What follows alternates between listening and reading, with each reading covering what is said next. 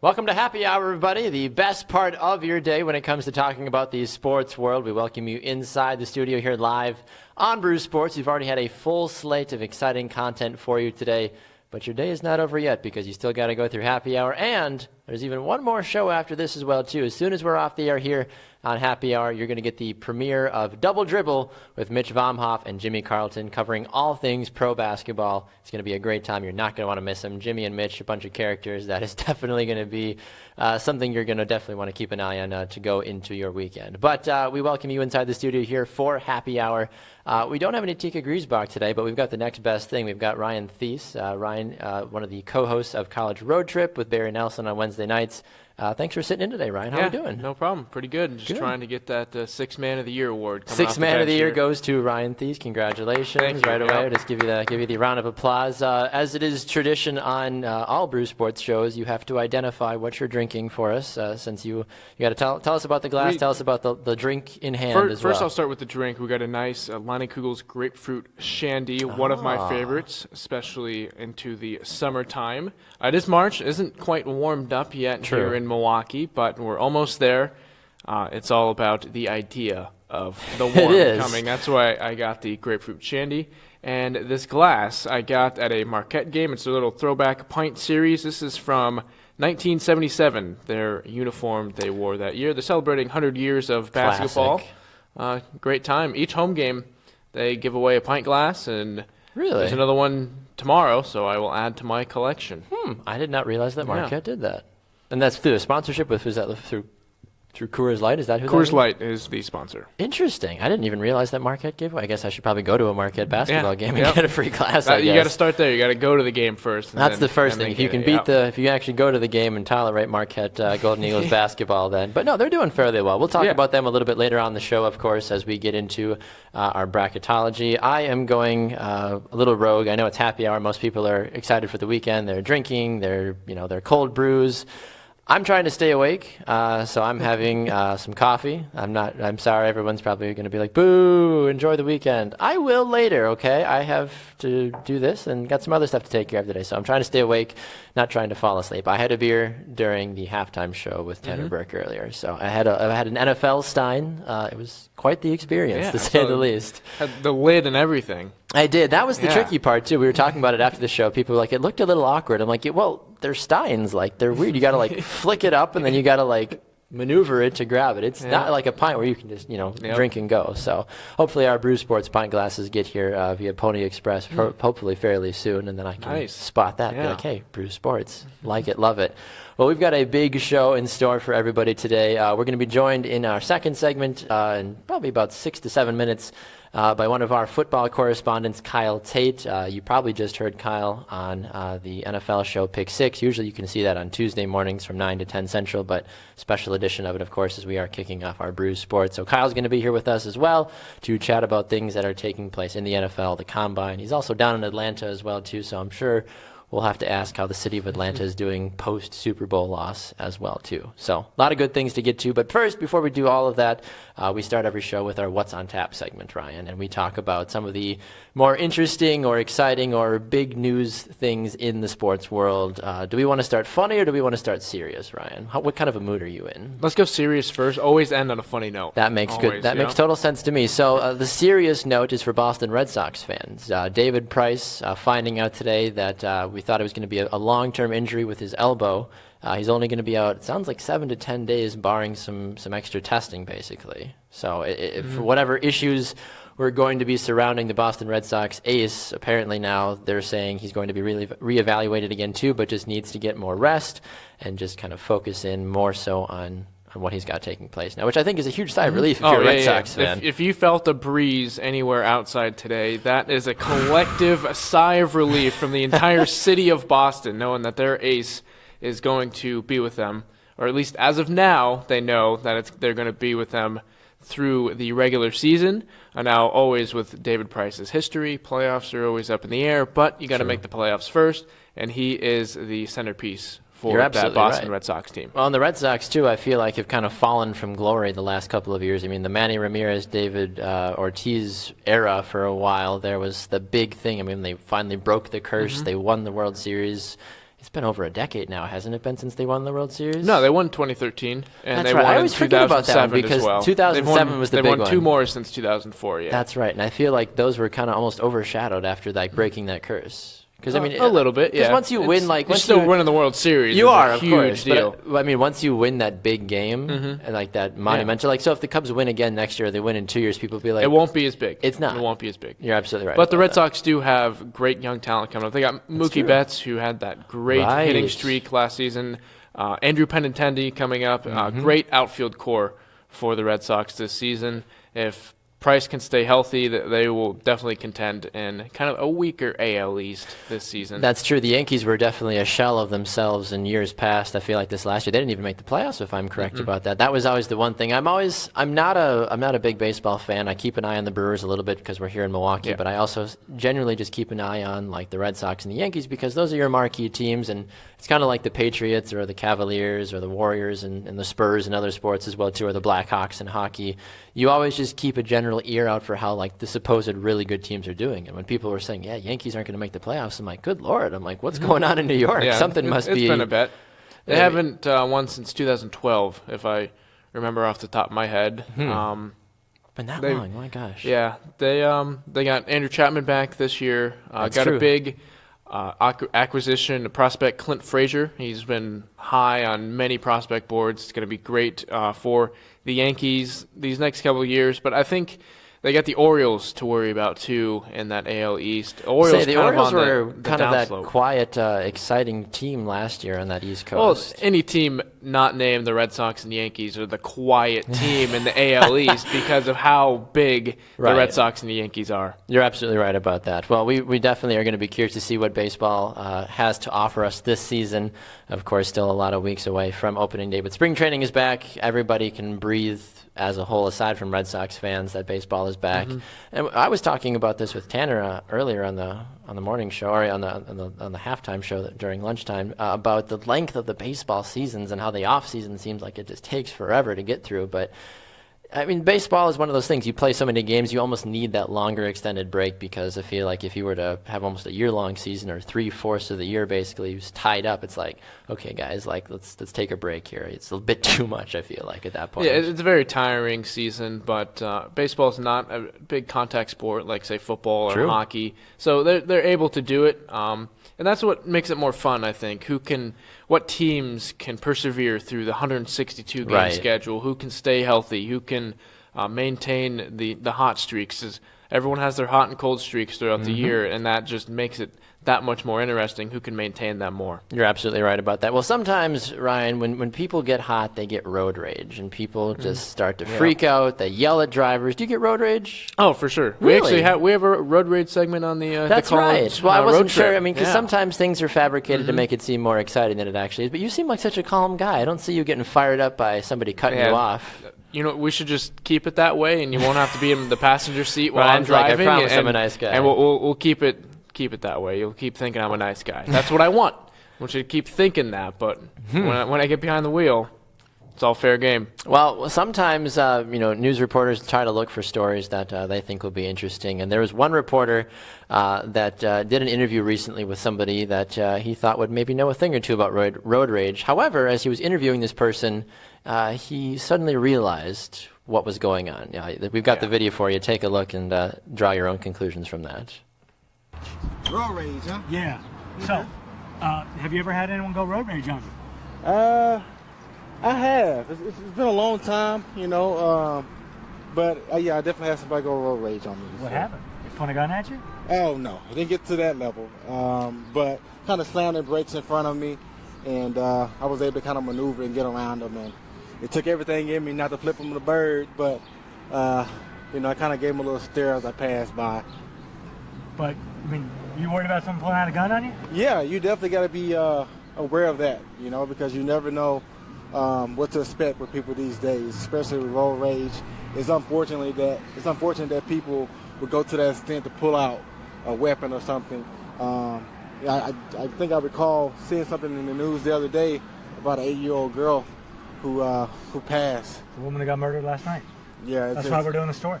Yeah, man, it's so unfortunate. That's why I tell my wife and my brothers and sisters, when you're driving around, to try to avoid any type of road rage. You've seen anyone that's, kind of, heckling you on the road, just go around them and, just let them win. Your life is too short to be on the highway, swerving in front of people or speeding up, trying to catch up to people.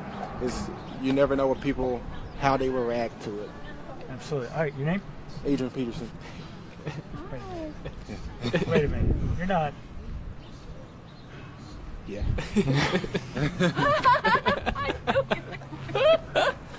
So kind of a funny situation there, honestly. But how do you not realize you're talking to one of the greatest football players of all time, basically? Like that. I get it, though. I was in this situation about a year ago. I was, for those that know the former Detroit Piston basketball player, Ben Wallace, I was calling a basketball game at the gym that he owns, actually, down in Richmond, Virginia. And I walked into the gym and didn't really put two and two together. I walked in, acknowledged that I was looking at Ben Wallace, but my brain was like, yeah, that's Ben Wallace, cool, whatever, keep walking. And I kept walking, and then my brain finally was like, wait a minute, like that is one of the greatest NBA players in recent history, Ben Wallace. And I finally stopped. I'm like, holy cow. And I went and actually talked to him, and then everything kind of convened from there. But we see these players, we see these famous people all the time when you on TV or in the news, but when you actually see them in person, like sometimes you're like, am I really? Like, you look at the person, like, can I touch you? Like, are you real? It's amazing to think that athletes are people, too. And what? That was probably a great time for Adrian Peterson to be not recognized for once, to be talked to as a regular just citizen of Texas, not some superstar running back that, oh, can I get your autograph? No, like, I want your honest opinion, what you think of road rage. Exactly. It's just kind of funny how that all worked out, honestly. I just thought that was a bit ironic, honestly. But so one more final thing we do here in the beginning of the show that we're going to do here, part of our What's on Tap before we bring in Kyle Tait, has to do with something that UCF is doing. Now, you went to college in Kansas. I went to college here in Wisconsin. Did your college campus do anything fun, have anything fun that students could partake in, or just that was your claim to fame? Like, yeah, you got to come to our school because we've got this. We did have the nicest student activity center and weight room and basketball gym kind of thing. So you had something there. It was all jam-packed into one. It was built in 2008, which is newest for our conference at least. We're a real small NAIA school, so we don't have anything very intricate, but it was still nice. It brought some interest. I think part of it was the reason why I was swayed over to Kansas West. I mean, it was because of the Student Activity Center, how nice it was. The weight room wasn't a garbage place that smelt bad, which was a plus, but some other schools took note of it and said, hey, this is kind of nice. No, you're absolutely right about that. Well, the reason I ask, the school that I went to did not, unfortunately, because they are in the same general vicinity of where we are right now. I will keep my mouth quiet in terms of the name of the school. But the University of Central Florida, Ryan, if you haven't heard, is putting in a lazy river for the student-athlete village, which that second half of that sentence is not a stutter. The student-athlete village. Kind of like the Olympic village for all the athletes that go. They have a student-athlete village, and they are putting in a lazy river throughout the entire thing. That's going to cost them millions of dollars to do. $25 million to be exact. Are you kidding? Why? Well, here's my counterpoint. You think it's crazy. You think, oh, why would they waste money on this? Why would they do this only for the student athletes? Right. What is a huge topic between college athletes, especially football players, and the NCAA? Money. Trying to get paid. Yeah, trying to get paid. If you can't pay them in monetary value, bribe them. Why don't you pay them in a lazy river? That's one way to kind of show the gratitude that I just can't remember. Without honestly. UCF football and Blake Bortles a couple years ago, I don't think they have as a big fan base as they do now. So how do you recruit revenue? Exactly. And I think it's a great tool for them, and this is kind of the world that we live in now. You got to have the big fancy stuff. That's why Oregon was good at football for the Nike deal, all of that. Because college kids like really big, obnoxious things that really shouldn't be there. True. But if you're not going to give them a paycheck, then use that money that could be spent on that You're absolutely on something nice for the kids. True. Going to Facebook here briefly before we bring in Kyle Tait. David says, Bax, check the floor. I think you just dropped a name there. Yes, I did. I did the whole Ben Wallace name drop. Corey says, Baxter, I remember when you asked Tito Jackson what his name was at the hashtag A Billion Lives red carpet premiere in Hollywood. The only reason I did that, I knew very well who he was, Corey, thank you very much, is because we were required to do that for editing for purposes for later on. So just going to throw that out there. It was hard to miss. He's the best looking guy on the carpet. Be like, of course, that's Tito Jackson. Aaron said his college had root beer keggers. James said, I wouldn't have known. Everyone knows the name, but not everyone knows the face. Same goes for musicians as well. That makes sense to me, I guess. Yeah. One gentleman that we certainly know the name and the face of is Kyle Tait, one of our pro football correspondents here on Brews Sports. He also works for 92.9 The Game down in the beautiful city of Atlanta, Georgia, and he joins us on the program now. Kyle, welcome to Happy Hour, sir. How are you?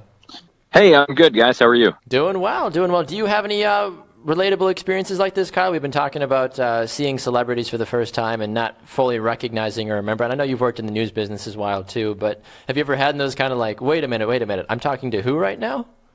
When I was a kid, I was walking through the Atlanta airport, and I walked right by this really tall guy with super skinny, like almost chicken legs. In fact, my older brother, he made fun of him because he had super skinny legs. And it was Dikembe Mutombo. We had no idea it was Dikembe Mutombo. Oh. And so my dad says, I was probably 6 or 7 years old. There's no reason why I would know who Dikembe Mutombo was at the time. Yeah. And so he says, do you guys know who that was? And we had just gotten through the security line. And we said no, but he had really, really skinny legs, and he was like, yeah, he plays for the Hawks. That's Dikembe Mutombo. So now, of course, I think of him as the no guy on his commercials, but back then he was just the random, really tall guy in the airport. That's too funny. Yeah, sometimes you just have no idea who you're going to see or run into. I mean, like Ryan said, athletes are people too, and people forget about that sometimes. Right. All right, Kyle, well, we brought you on to talk a little bit about the NFL right now. We know that, of course, the NFL Scouting Combine is taking place. Free agency, of course, is also a hot topic. We were talking about him a little bit earlier in the show as well, too, for a different reason, because he got interviewed on TV for Road Rage. But for Adrian Peterson, he's a big, hot name right now. Do you have any ideas where a guy like Adrian Peterson might end up, or will he just ultimately settle and play for the Vikings in 2017? I don't see him playing in a uniform other than the Vikings. I think that teams right now pay way too much for running backs as it is. True. Because, I mean, you can get a solid running back. Really what you need to be a good running back is a good offensive line. And these teams go after a great established name like AP, and they don't end up playing well because you don't put the line in front of them to create the holes that you need. So I think there are ways to get a great running back in the 6th or 7th round or even undrafted and just put a good line in front of him, and he's going to put up outstanding numbers. I'm not saying that AP is replaceable by any means, because what he's done is tremendous. But I think that the market for running backs is way, way overinflated. So do I see him going anywhere? I really don't know who's going to be willing to overpay for him, but hopefully nobody.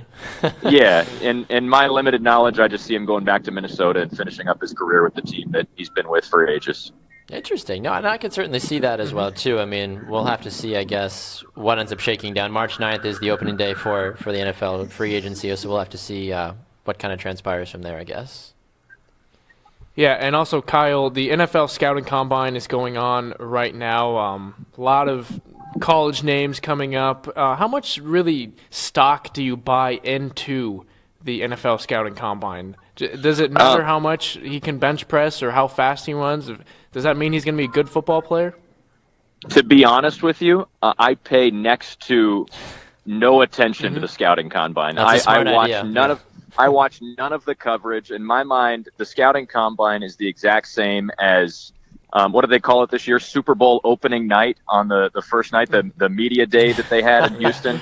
Yeah. It's all just an opportunity for the NFL to sell a couple of days of extra advertising. It's a chance, of course. and people will watch it. I mean, the thing gets ratings, but honestly, it means nothing to me. When a team drafts a guy, that's when I'll start to pay attention to where he came from, what he's put up. But you know what? At the end of the day, if it helps a team get a better picture of a guy, then great. But for me, it means nothing to me as a fan or as a member of the media. And I find it funny, too. I mean, we hear all about the antics going on at the draft. The Cleveland Browns are playing card tricks with their guys that they're interviewing. I mean, it just seems kind of ridiculous to test their memory. And I mean, I understand you want to make sure that the player that you get is smart and can remember the hand signals, the play calls, the coverage schemes, all that stuff. But doing card tricks and doing silly things like that I don't really feel like you're going to get an accurate picture of who this person is. I feel like you're going to offend somebody more than you actually are going to want to try to make them want to play for your team. Well, being in baseball the last 6 years and talking to scouts, they're just trying to do anything they can to get the most complete picture of a player. They want to know how well he stands up to certain mental tests. And it kind of goes back to the movie Moneyball, where they're talking about not drafting a guy because he has an ugly girlfriend, so that means his confidence is low. It's all really nonsense. Yes. It's all nonsense, but scouts are just trying to get the best picture they can because they want the most possible information on a guy to make sure they're not making a mistake. There are jobs. There's a lot of money on the line when you're talking about taking a guy, especially in the first couple of rounds. And so they want the most complete picture they can possibly get. So I understand why they go a little bit above and beyond. You and I think it's a little ridiculous that they do these mental tests and the Wonderlic and all that nonsense. But there's a reason for it all, and it's this mental game that they play with draft prospects. And I think there's a place for it. But again, for me as a fan and a media member, it doesn't really mean a whole lot. Well, as a media member down in Atlanta, I feel like we'd be remiss if we didn't ask you what does Atlanta need to do this draft or this offseason in free agency to fill up the very small holes that they have on their team? Yeah, I think on the defensive end of the ball is definitely where they have to improve the most. I think they could use some upgrades on the defensive line, but the secondary is what got picked apart. And I think that any defense we saw in the Super Bowl, and that was really the first time that I think the nation paid attention as a whole to who the Falcons were as a team. And we saw a great offense early, but at the end of the day, they were on the field for 95 plays or something crazy like that. The defense was. So any defense was going to be gassed at that point, but we saw a bunch this year where the secondary did get picked apart at times. They need a couple of upgrades in corners. They need to re-sign Desmond Trufant. I think that's priority number one for Thomas Dimitroff this offseason. But the draft, I think they're going to focus on young defensive guys in the same way that they did the last couple of years. Vic Beasley obviously grew by leaps and bounds this season leading the NFL in sacks with 15.5. And now getting Trufant back and healthy. He was injured back in week 8 or 9 against the Bucs. It's definitely going to help. I think the defense came along, and just getting a couple of extra pieces to put around those guys will definitely help. One of our viewers here, Kyle, on Facebook says that he thinks that Matt Ryan, of course, the NFL MVP, is a great quarterback, but doesn't necessarily know if he's an elite quarterback. How do you view him as getting a firsthand experience to see that? Yeah, we talked about this earlier this afternoon. In terms of the elite conversation, it's such a I think it's kind of a dumb conversation because a couple of years ago we were talking about Joe Flacco, and Tony Romo's name seems to come up with this word too occasionally. Everybody wants to debate about whether he's in that category. But for Matt Ryan, I don't think he's there yet. I think he has the tools, and he's only 31 years old, which in terms of quarterbacks is pretty young still. He's still learning the game, and I think that his best years are ahead of him. Tom Brady has done what he's done, over the course of his entire career, but he's had his heyday in the last 8 years. Right. The guy's 39 years old. Matt Ryan is only just reaching that point now at 31. So I think his best years are ahead of him, and it's a matter of just keeping the receivers around him and the targets around him, and that's what made Matt Ryan so great this year. He had so many different targets that he could throw to, and he hit, and I mentioned the stat on the show earlier too, he hit 13 different receivers for a touchdown this season. That's an NFL record. Unbelievable. And to me, there's one common denominator, and it was number 2. It was Matty Ice. So in my mind, is he elite? I don't think you can throw him in that category yet just because he made one Super Bowl. Right. But he has the tools to get there. Good stuff, Kyle. We appreciate it, sir. Where can people find you on social media to keep up with everything going on in the sports world? Yeah, you can follow me on Twitter at HearKyleTait, H-E-A-R, last name T-A-I-T, Here Kyle Tait. Perfect, Kyle. Enjoy your weekend, sir. We'll talk to you soon. Thanks, guys. Sounds good. All right, there goes Kyle Tait, one of our pro football correspondents right here on the Brew Sports Network. Also one of the many hard workers for 92.9 The Fan, or The Game, rather, down in Atlanta, the flagship for the Hawks and the Falcons as well, too. Kyle, I just saw as well off air, being promoted to be their lead guy to cover Atlanta United soccer as well, too. That's so awesome. New expansion team. Yeah. Did you hear that they've sold 50,000 season tickets? Really? For Atlanta United. I know that they're playing inside the Falcons' new stadium, so some people are like, you can't put 50,000 people in a soccer stadium. You only put like 25 or 30. But because you're playing in the Mercedes-Benz Arena or Dome, I forget what they're calling. I know the Saints and the Falcons have Mercedes-Benz, and I forget who's the Dome and who's the Arena. But I think that's incredible, though, as an expansion franchise in the soccer world. Too. People talk about, MLS isn't growing. MLS is blah, blah, blah. 50,000 people it's for sure growing. It is. Yeah. And it's just kind of funny to see that. But congratulations to the city of Atlanta for trying to get behind a team like that. Sometimes expansion franchises really struggle and because the fan support's not there. But Atlanta seems hot and ready to go, to pardon the hot Atlanta pun, basically. Yeah, but 50,000 season tickets, that is a huge number for any level of professional It doesn't sports. matter the sport, honestly. Whether expansion or not, I or completely MLS or NFL, that is a hefty number. If only 50,000 people showed up to an NFL game, that's still not bad. Yeah, some people would be mad, be like, "Well, NFL stadiums hold like 65 so to 80,000." 50,000 people. Still, Yeah. like that's a decent city, basically. Like, come on, like I mean, we're here in Milwaukee. We've got 825,000 people or something. But I mean, still, like you can find decent sized, thriving cities that only have 50 to 70,000 people. That's a lot of people, like thriving small metropolises, basically. All right, well, let's go to the NFL draft and the combine a little bit more. I know we briefly talked about it with Kyle there on the phone for a little while, but you look at this scouting combine. Tanner and I talked about it a little bit. Tanner and Jay talked about it earlier as well, too, on their show Pick 6, about Deshaun Watson, about Mitch Trubisky, about just the draft needs as a whole for so many teams and who the clear over one pick is. Is Cleveland going to take another quarterback and ruin another career? There's so many different storylines that you can go with this as well, too, but you alluded to this with Kyle on the air about, do all these tests, all these training things really matter? Who cares if you can bench press, 200-plus pounds 25 times? You're not bench pressing in the middle of a football game. That's not going to win you a football game, Like, do you think the combine needs to get changed? I think it just needs to not be there.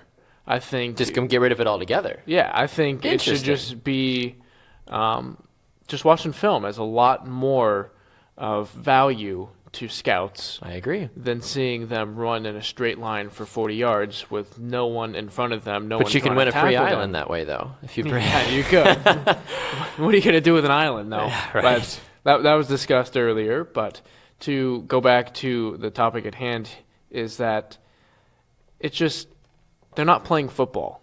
Right. They're going to be paid to play football. And so I don't think it matters what they do in the combine. It's just something, as Kyle said, just to show off and it is sell ad time. They got a huge Under Armour deal. Yep, exactly. They're going to start selling tickets to it. They they televise everything on the NFL Network as well too. I mean, ESPN's down there, media and the scouts and all that. I mean, just to go back to soccer because that's one of the things that I know that well. I mean, they do a player combine, but what they do is they don't do the drills. They basically play like they take all the players. I forget how many are invited to the combine, but they basically form 4 teams. And they make them play a little round-robin tournament. So you get to see all the players in their natural positions playing on a field. Granted, the chemistry is not that great because a lot of these guys don't play with each other, but you get to see the guys in their native form against other players doing like what you should do on a field. Pass a ball, kick a ball, shoot a goal. The argument with football, though, is that the injury could happen. Exactly. But that's why people are counterpoint is you could play 7-on-7 flag football. I know a lot of high school camps do this. That's a whole spring season for some high schools to get their players not only practice for the upcoming high school season, but college exposure so they can get scholarships. And there's plenty of success in that. Well, it'd be kind of silly to see your future NFL stars playing flag football, but it could show off really the useful skills. Exactly. I mean, that's going to highlight more so the quarterbacks, the receivers, and the defensive backs because obviously you're not going to be tackling. I mean, anybody to an extent can pull a flag, no matter how slow or fast you are. But, you got to see, can the quarterback thread the needle? Can the receiver make a catch in double coverage? Can the defensive back read the quarterback and make the play out on the ball that you need to be successful? Those are all things that are very important and vital at the end of the day to succeeding in the NFL. So, a lot of different things, I guess, that people fuss about it. But, I mean, especially certain sports, like nobody cares what the kicker runs. Nobody cares what the strong safety can bend, the little agility, all that fun stuff. There's so many little things, but like you said, it comes down to money, of course. At the end of the day, everything, of course, always comes down to money, and that's a bit sad at times as well, too, just because of how the nature of the world is nowadays. Yeah, just how it is. It is. So kind of unfortunate, but it is. It is a little bit. But I mean, you look at the combine though specifically. It is going on. It's not going away. A lot of people are talking about Leonard Fournette today. He ran a 4.5 40. People are saying after he had a terrible vertical jump, which another one. Who cares how high a guy can jump? You know, like some people are born with a great vertical, some people aren't. It's not something usually you can train. Like sure you can do the whole jump with weighted, little weighted anklets and then take them off. Oh, I can jump higher. Well, yeah, it shows physics. That you're athletic, but are you saying there's people in the NFL who might not be athletic because they can't reach a certain point on the vertical jump? Or because they can't dunk a basketball, they're not athletic? I think everyone throughout just starting at college football and up, they're all athletes in some aspect. You're right. No, you're absolutely right about that. And it's always interesting. I mean, that was my biggest thing as well, too. Not that I had a stellar college career, but I mean, I'm 6 feet, I'm 160 pounds, but I was fast, and I played soccer, and I played football because I was a kicker, and I played forward. But I could kick a ball really far, and I had decent speed, which all helped me at the specific positions I could play. I actually, could catch the ball. I could actually throw the ball as well, but I wasn't built for that. I didn't want to die going across the middle at 165 pounds. A linebacker just, blinks at me and I snap in half basically. Like, I don't want to do that. That's what kept me from playing football, too. Yeah, exactly. Yep. I mean, that's why, you see the ideal receiver, 6'3", 6'5", whatever, 185, 200 pounds basically. It's like, okay, yeah, you're built here. Even if I was 165 pounds, still solid muscle, I'm still going to get destroyed. Like, I like breathing. I like walking. Yeah. I'm not going to do that to myself, honestly. Not eating through a straw, you enjoy. Exactly. You're absolutely right about that. Couple people talking about stuff on Facebook. Tanner says, boo, bad puns. Get over it, Tanner. He also says a record 40 could win you an island. That's exciting. I'm a firm believer there's no such thing as a bad pun. Thank you. See, Tanner, you could learn something. Anyway. He means well. That's all that matters. It's the most backhanded compliment ever. He means well. He has a great personality. All right. Well, one of the other big things we want to talk about that I know is very near and dear to your heart is, of course, March Madness, the bracketology, all of that fun business. And we've seen some new information come out from Joe Lenardi about teams that have suddenly dropped in stock or gone up in stock.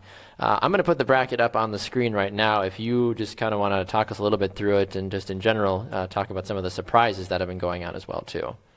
Yeah, well, as we get into the conference tournament season, not too many surprises yet outside of the Big South Conference. It was the Campbell Fighting Camels beating UNC Asheville. Bulldogs. The Campbell Fighting Camels? Fighting Camels, yes. That is their official Not just camels, mascot. the Fighting Camels. Fighting Camels, yep. That's on. What if you're like the official... Bashful Camels? Nope. Is that a whole other school? Fighting is a lot more good for them, aggressive. I guess. Sure, yeah. Absolutely. But they were, I believe, they were a low seed, 9 or 10 seed, playing the number 1 seed, starting off the tournament. First game, it was a noon start over at Winthrop. And UNC Asheville was favored by 14 points to win that game. Interesting. And one of their starters dropped 51 points for Campbell. Woo! They beat them 81-79, so 51 out of the 89 points. And Campbell got the upset. So that's going to take a spot away. I'm glad I started that guy in fantasy. Yeah. You can't do that in college. That's illegal. Just ask Richmond baseball. Hey, that's true. But that's going to take a spot away because that's true. In the bracketology, I believe UNC Asheville was on here. Oh, he changed it to Winthrop. Winthrop going to that 14 seed basically in the East. In the East bracket. But that's still going to have some implications because UNC Asheville has a chance at an at-large bid. Not a huge chance. You're right. If someone gets that spot, takes it away from a bigger name school on the bubble, such as Kansas State, Vanderbilt, Georgia Tech, Wake Forest is in that conversation as well. But by the way, ACC has 10 teams in this current bracket by Joe Lenardi, which in the bracket right now. But another thing I want to touch on in the West bracket, Wisconsin is listed as a 6th seed. They lost again last night. Shocker. Iowa. They are. How do you lose to the Hawkeyes? You score less points than the Hawkeyes. I guess that's usually how it works. But they're on a quick downward spiral. I think they're still going to make it in. They might go one and done, but not yet on That could a be one of those bubble. upsets. I mean, you look at it right now. I mean, they're slated to maybe play Cal or play Wake Forest, Yeah, who would be an more 11 playing seed. games. And we see that 11 seed, 6 seed battle sometimes end up resulting in those bigger upsets as well too. So certainly a possibility. Eric on Facebook says hi as well too. Hi Eric, thanks for watching, appreciate it. But continue though with that. The Wisconsin surprise isn't as big as Xavier being on the last 4 in on Joe Lunardi's bracket here. Xavier started out as one of the national champion contenders at the beginning of the year. They had a few injuries. Blewett was out for a little bit, and they just haven't gotten their feel back. They have lost quite a bit. They lost to Marquette 2 nights ago by double digits, and it's just not looking. If they keep losing and they go one and done in the Big East tournament, they're not even going to be in the NCAA tournament. Starting out as a national title contender and not even making the field of 68 is tough to swallow.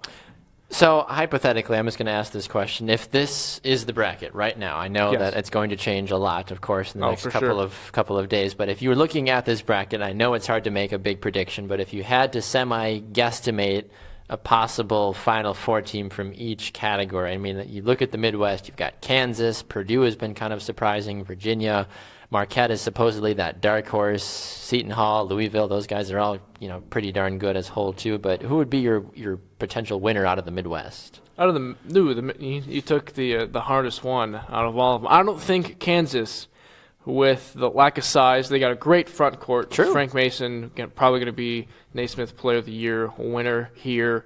But I just don't think they can make it all the way to the Final Four. They'll make it to Sweet 16 and get bounced there to who I think is the best team out of the Midwest bracket, UCLA. Lonzo Ball over there and his dad, of course. Love the Ball family. Everybody does. UCLA is a very good basketball team. They just beat Arizona over the weekend. True. At Arizona and Tucson. Very good team coming out of Los Angeles. UCLA, I think, is going to make the Final Four. Interesting. All right, briefly through the other categories. The East, I mean, of course, you got some Florida. big teams as well, too. Florida's going to be your Final Four team? Villanova's not good enough. Saw them in person here against Marquette. True. Stormed the court, the whole 9 yards. They just got some weaknesses there.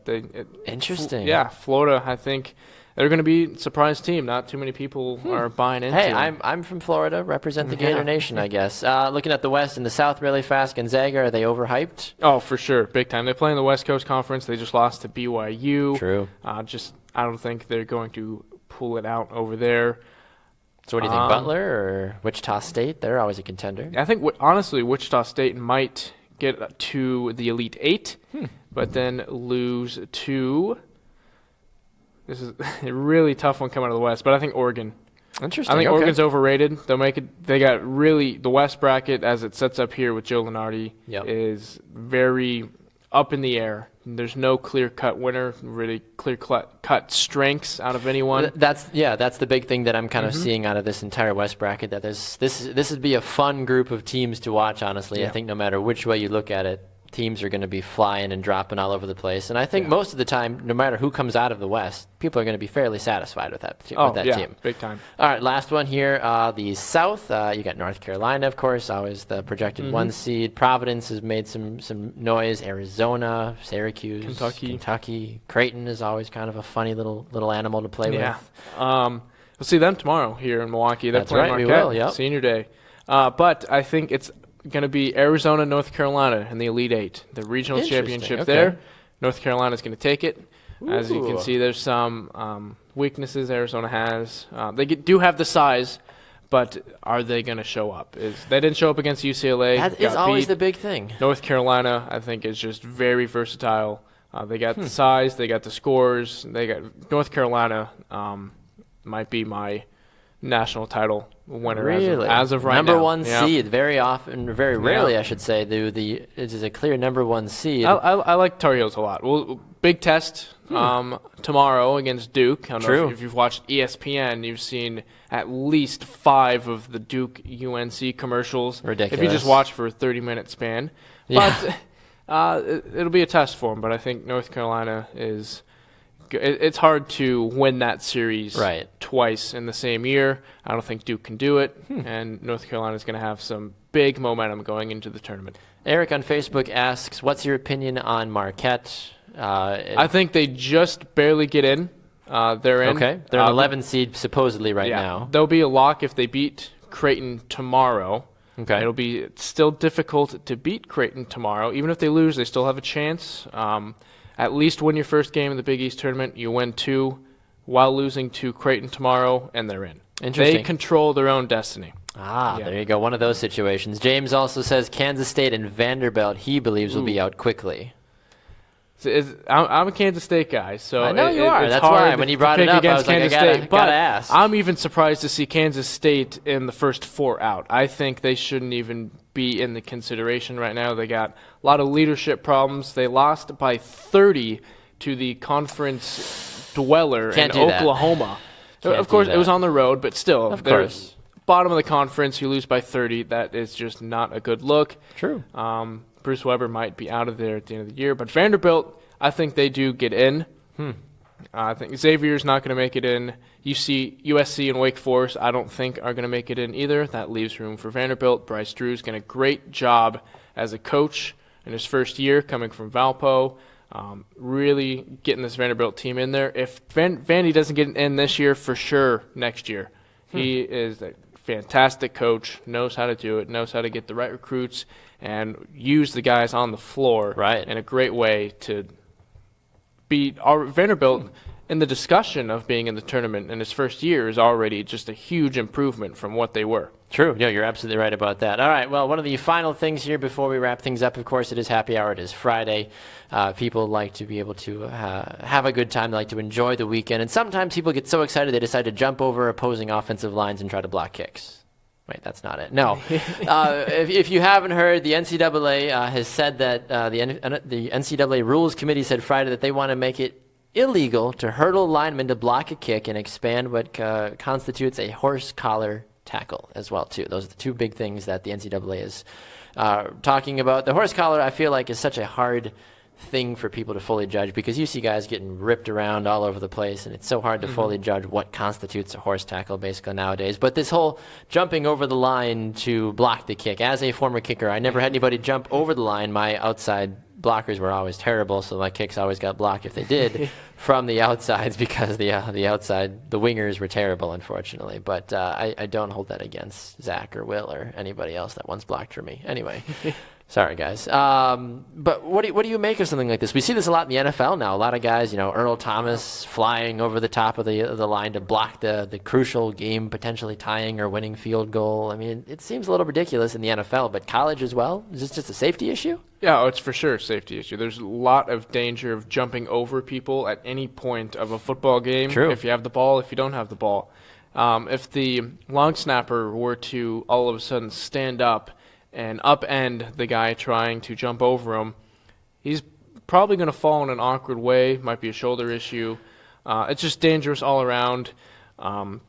Even if he can't jump that high and he knees the long snapper right in the helmet, that's still blunt force to the head. Possible concussions, so many different repercussions. And then he's got a full head of steam going right towards the kicker and the holder, rather from going on the outside as and what do you blocked. do? Do you just straight up tackle the holder if you actually clear the line and you time it? Like, what do you do? Do you just try to block the kick? Do you hit the kicker? Yeah, you just try and go up as high as you can, but the law of inertia, he's still moving forward. It's going to be hard for him to stop not to get to the kicker or holder. Who knew that you could get a science lesson as well, too, on Happy Hour today? Inertia. I love it.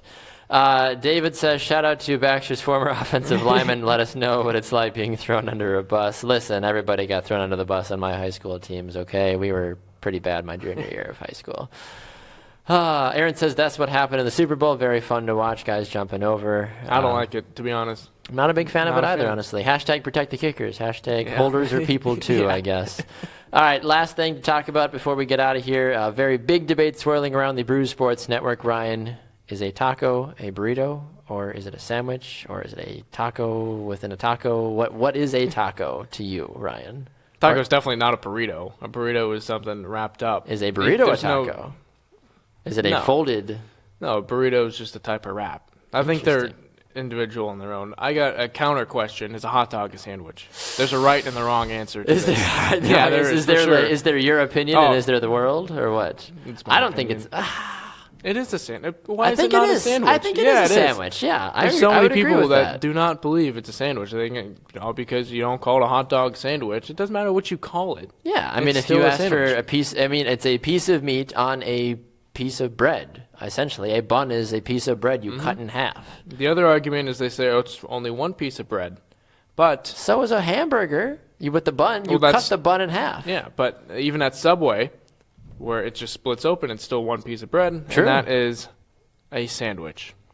I completely agree with you on There we that go. one. I don't know. All right, well, we have had a great show today. Special thanks to Kyle Tait for joining us on the program from 92.9 The Game down in Atlanta. Ryan, appreciate you sitting in as well for Tiki no problem. We hope to have you back on the program again, too, if it works out at some point. If not, when can people see you here on the Brew Sports Network? Oh, you can see the college road trip with me and Barry on Wednesday nights, 5 to 6 p.m. Central Time. Talk about anything and everything college sports. Do you have any idea what you guys are talking about this upcoming show yet? Any teasers? Any Yeah, previews we're talking for us? mid-major basketball. Okay. Going all the way from the Missouri Valley Conference to the Mid-Atlantic Athletic Conference, the MAC with 2 A's. MAC. Talking Love the MAC. Small college basketball there. Okay. Seeing, because they're going to make the tournament as well. Some teams can make some noise, disrupt the bracketology a little bit to see what goes on there. Talk some college hockey too. Ooh, Frozen Wisconsin Four? women's hockey is really? the Okay, wow. top team in the country True. right now. They're always at a very good program. They are a national title contender. We'll talk a little Badger hockey there. See the men's side too. Frozen 4 you mentioned as well. And sounds like some fun stuff. Yeah, if any other college sports news comes up too, we'll be sure talk to about address it. Fantastic. Well, he is Ryan Thies. I am Baxter Colburn. We appreciate you joining us today on Happy Hour. Stay tuned. Our final programming of the week is coming up in just a little bit. The debut of Double Dribble, our basketball show, pro basketball. It'll be Jimmy Carlton and Mitch Vomhoff live right here. So stay tuned as we'll have that program coming up for you next. We'll see you guys next time on Happy Hour. We'll see you on Monday. Enjoy your weekend. We'll see you next time on Brew Sports.